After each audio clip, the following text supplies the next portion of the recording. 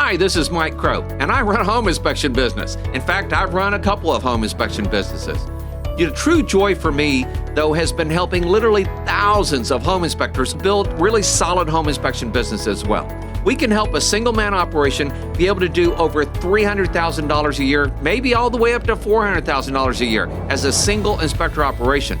Even better for me is the 80-plus companies that we have helped be able to build million-dollar home inspection businesses, and they only work in their business about half a day a week in the process. I would like to help you be able to do the same thing. This is Mike Crow out of Texas here, and we're just getting ready to have some fun. We started a whole series on the foundational information that I used to help build not only my home inspection company, which went over $1 million, and we were one of the top 3 largest companies out there. We helped 80-plus other companies build $1 million home inspection businesses as well. So I run a little thing called the $1 Million Club now. Almost every week I get a call from somebody going, "Hey, Mike, I just wanted you to know I hit the $1 million mark this year." You know what? That does my heart so much good. Here's the other thing is, if you're a single-man operation and you want to stay a single-man operation, that's fine. We've got guys hitting $300,000 and $400,000 a year. Think about that, $300,000 to $400,000 a year as a single inspector operation, okay? Because they're putting into place some of the foundational information that we're talking about. So we started with this book, this series about the E-Myth.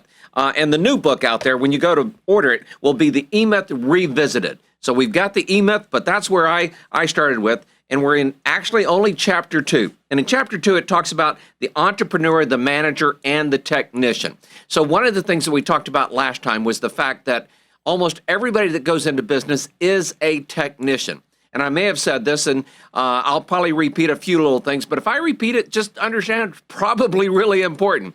When me and my dad went into business, my dad was the entrepreneur. I was the manager. And we both taught ourselves to be the technician. We taught ourselves to be the home inspector, and we became really good at home inspecting. However, with my dad's entrepreneurial vision and my management ability, we were able to grow the company and do some incredible stuff. Now, even as we did that, though, I built it wrong, and I built it, and I made a lot of mistakes, and the company almost crumbled underneath me. And so I've gone through that. But what I want you to understand is during that search, I realized that I found this gentleman and he pointed me towards this book. So let's get straight into chapter 2 here. So in chapter 2, it talks about the entrepreneur, the manager, and the technician. And everybody goes into business has to understand that they have to be all 3 of these. And I talked about last time even that there's 4 parts, which is you add the admin into it as well sometimes. And you have to have a vision of where your company's going. That's the entrepreneur. But then you've got to be able to supply the service, and you've got to be able to manage the quality of that service. And it's incredibly important. I think it's kind of fun in the book here. He talks about the fat guy and the skinny guy. And he says, basically, there's 2 personalities here that are basically working to run the company together. And if you think about it, if you got a fat guy and you get a skinny guy, they have completely different lifestyles, okay? They have completely different needs. Well, imagine that and then add to it, okay? So it's not just a 2-way battle, it's a 3-way battle between the entrepreneur that you need to be, the manager that you need to be, and the technician that you probably are. And you know what? Nothing's wrong with being the technician. You just have to understand that you need to be able to grow past being just the technician. So that's incredibly important with the whole part. So as the book goes into it, he talks about some of the different parts of each one of these. In the entrepreneur, okay, the big part of that is that you've got to have a vision of where you're going. You know, people ask me, Mike, when you started the company, did you think you wanted to be a multi-inspector firm? Absolutely, okay? When I started the company, I started with, hey, I want to be able to set this up so that, we can have 6, 7, 8. I didn't even dare tell people I was thinking 20 inspectors at the time. And now in our new company, we're moving towards that. I think we have 15 to 18 inspectors, depending on how you want to count guys in training and everything. But the big thing is you got to have a vision of where you're going. What does that company look like? And the visionary, That entrepreneur visionary is incredibly important. And you've got to understand how many hours you want to work, how many hours you think other people are going to work, what kind of jobs are they going to do. You have to have the ability to envision all of that. Now, I'm going to tell you a secret. My oldest son is running our inspection business, and he's doing a great job. He's doing an incredible job. And one of the things I told him not too long ago was, son, I'm waiting for you to become the new entrepreneur in this company. And he looked at me and he went, what do you mean? I said, well, right now you're the manager. You're the general manager. You're doing a great job. And he only does maybe one inspection a week, and he does that to try to train people and stay on top of things. I said, but what are you going to do? What's your vision that you're going to do to take this company to the next whole level in the industry? And he's working on that. So it'll be very interesting. And I want you to understand, when my dad was the visionary, he did all that. And I knew I was the manager. I knew he was the entrepreneur. I also realized I was going to have to become the entrepreneur. And I have. I've become the entrepreneur over and over, okay? We added on a pest control company at one point. We added on this type of service. We added on that type of service. And then eventually I sold the company. And then eventually we added in, where we were coaching home inspectors all across North America. And then we added in different things. Then I went and bought a second company. And so I became that visionary. And you have to, at some point, just sit down and ask yourself, over the next 3 years, and you need to understand, I'm not looking for numbers here. It's always nice to say, oh, we're going to grow 200,000. But a manager does that sort of stuff. As a visionary, what are you going to change in the company, your company, in the next 3 years to truly become that solid entrepreneur? And we'll talk more about that later. But keep in mind, as he says in the book, the entrepreneur is the innovator, the grand strategist, the creator of new methods for penetrating or creating new markets. And when you understand that, everything starts to change. He goes on to say that every strong entrepreneurial personality has an extraordinary need for control. Have you been called a control freak? If not, well, maybe we need to work on that, all right? So I'm known to be a control freak. I tell people that they say micromanaging is bad. And I go, well, no, it's not. That's what successful people do. Now, I will tell you, I've actually created techniques to micromanage so it doesn't feel like I'm doing it. But even then, there's that. The other thing about the entrepreneur, living as we do in this visionary world of the future, and I'm going to tell you a secret here also. I'm one of these weird people that I have the ability to see 20 years into the future. 20 years into the future. Most people can't even see into next year, all right? And yet somehow, I'm going to tell you a couple things which right now you're going to take for granted. But when I told people it was going to happen, they all thought that it was just nonsense, okay? I told people Yellow Pages were going to go away, and you're going to, well, yeah, duh. Well, back when I told them, okay, they didn't think that big a deal. I told them that we were going to be able to schedule inspections online, okay? And they went, well, that's not going to happen. I told them that we would be able to do inspections on our cell phones, and they thought, well, that's never going to happen. I told them that you're going to have people to do this and do this inside the company. And again, over and over and over again, people went, well, that doesn't make any sense. But now, 20 years later, it makes a lot of sense. It makes a lot of sense. Are you that person that can see into the future? And if not, I have good news for you. It's okay. You don't have to see in the future. But you need to be around other people that can see into the future, that will give you that spark so that you can see maybe what's coming down the road as well. So given my need for change as an entrepreneur, because we always want to improve things, okay? In fact, one of the things on our missions, values, and purpose statement is we constantly improve. Entrepreneurs are always constantly trying to improve. We're not just trying to stay the status quo. And as a result, we find ourselves rapidly, changing things. And if we do it right, we outdistance everybody. Imagine if you were in a NASCAR race and you had the ability to start a whole lap, maybe 5 laps in front of everybody else. Let's say you're in a race that is going to be a 4-minute race, but you are already given a 30-second head start, okay? That's the kind of advantage you have when you see yourself putting the kind of things into place that I've learned from this book that we're going to talk about as we move forward. And, the problem is how you pursue the opportunities without getting mired down inside sometimes by all of the gunk that the business wants to throw at you. And this is incredibly important. In fact, I teach a 2-week schedule, and one of the most important parts of that 2-week schedule I teach is what I call focus time. Do you have time set on your calendar to work as the entrepreneur every single week? You need to have that focus time. And sometimes, by the way, the manager comes out in me and plays that role. So let's talk about the manager, okay? Because here's the other cool thing. If you learn how to manage, and if you don't know how to manage, it is something you can learn. And by the way, if you're not an entrepreneur, it is something you can learn. I want to make sure you hear that loud and clear, because some people go, well, I'm just not an entrepreneur, or I'm not a visionary, or I'm not a manager. That's okay. All of this is learnable. If you don't know how to sell, that's okay. Learning how to sell is learnable, okay? Just like learning how to do a home inspection is something that you're capable of doing and capable of teaching to a bunch of other people as well.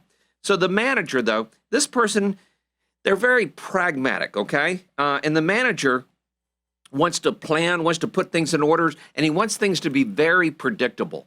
I'll give you an example. As a home inspector, I can remember, and you're going to laugh at some of this stuff, but keep in mind, I've been doing this for like 35 plus years. I've been doing this since 85, all right? I told people that we needed to have a routine for the inspection. Well, now everybody thinks that's normal, but it wasn't normal back then, okay? It took me like 2 years to create what I considered a very, very good routine. And here's the great thing is we're still doing it today.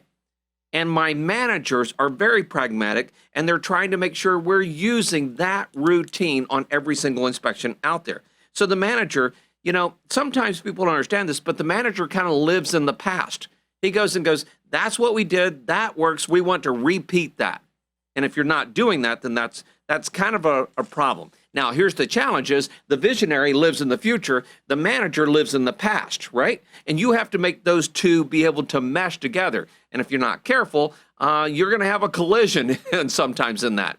And again, that's that three-way battle that's going on inside of yourself. And so I want to make sure that you see that. And so the manager invariably sees, the problems. He wants to build a house, then live in it, like forever, okay? The entrepreneur wants to build a house, and the instant it's done, he wants to build the next house, okay? The manager creates neat, orderly rows of things. I will tell you, I have come into the office on Saturdays and spent a day with one of my employees, and what we did was build a system, and then for years and years, that same system was done over and over and over and over again. I joke with people and say, part of my job is to make your life boring. For the visionary, the entrepreneur, it's not boring. But for the manager, to him, it's not boring. But to an entrepreneur, to do the manager's job would be boring, all right? And I'm also going to tell you that within 3 years of doing home inspections, I was getting bored with home inspections. I didn't want to be a home inspector every single day. And nothing wrong with that, but it's just not in my personality. In fact, I am so blessed that I have people that go, are you kidding? No, all I want to do is do 2, 3 inspections every single day, Mike. If you'll just help me do that, I'll be great, okay? And so that's what we do. Now, let's get into the other side of this, the third part, and that's the technician. And the technician, it's kind of a fun thing. The technician is the doer, okay? If you want it done right, do it yourself. That's the technician's credo, okay? And by the way, they live in the now. They live in the present. So you've got the entrepreneur in the future, you've got the manager in the past that wants to make sure all the systems, and then you got the technician that's out there on the job doing it today, all right? And so you've got to make sure that everything kind of fits there. And honestly, as long as the technician's working, he's happy, but only if he's working on like one thing at a time, one home inspection at a time. Imagine if you had to go do 6 home inspections all at the same time, okay? Technicians wouldn't like that very much. Visionaries would think it'd be amazing. Managers would plan an outline for it to happen, but the technician doesn't want to do that. And when I'm looking for people that want to work with me, that want to be home inspectors, I'm looking for that guy who goes, I don't really want to worry about the marketing. I don't really want to worry about taking the inspections and scheduling them. I don't want to worry about the computer software. I don't want to worry about this and that and this. All I want to do is go do 2 or 3 inspections a day, and I'm happy. I love that guy. I love that guy. And it's the joy of the world out there being different personalities that kind of go along with this. And by the way, part of what the technician runs into is that everybody gets in his way, okay? Hey, the manager says, hey, we want to make sure to do it this way. And the technician goes, well, I like to do it this way. Well, okay. So there's a challenge there. And the entrepreneur says, hey, we want to add this to the inspection. The technician's going, I don't want to add that to the inspection, okay? So we all have to sit down and work together to pull all that together. Now, if you're all three, like I was, like my dad was, okay, then you find out that you have to balance all of those pieces out. So to the manager, then to the technician, everything becomes a problem to be managed. To the manager, the technician becomes a problem to be managed. That's a challenge, and you've got to be careful not to fall into that. I will tell you, actually, I see my technicians more as customers that I need to keep happy. All right. I need to make sure that they're getting what they need and when they need it. And if they have requests, then I want to make sure I listen to those. But a lot of times when people build their business and they build it wrong, they build it and they become a manager at some point. They're not even maybe an entrepreneur yet. They want to manage their inspectors, and they want to manage them hard and micromanage them. And yes, I want them to do every inspection pretty much the same way, but I don't want it to do that. So here's a couple of things. The entrepreneur wakes up with a vision, right? The manager screams, oh no, we don't want to do that. And while the two are battling it out, well, the technician just goes and does the job. And that's pretty much the way the world will work.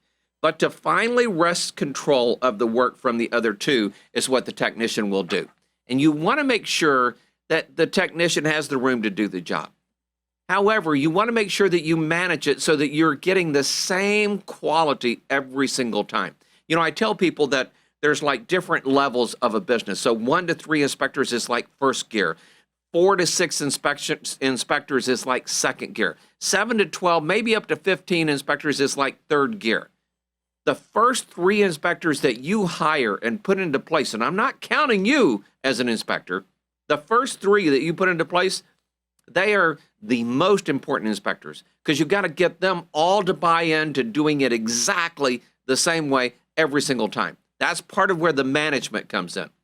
And then the entrepreneur has to make it so that they want and they're willing to make adjustments to make it better down the road. All right, so that's chapter 2 in the book, the E-Myth Revisited, and I want to make sure that you kind of see that. You know, to the technician, it says, it's a dream come true when the entrepreneur and the manager are arguing with each other because, you know, he can just go do whatever he wants. But that's not going to be success. In fact, that's going to be a disaster. So we'll talk into chapter 3 here in the next book a little bit, and we'll talk about the entrepreneurial phase and more of the importance of that part and what that part looks like and everything. This is Mike Crow. Be successful and be around those that are successful because the more money you make, the more people you can help. Have a great day.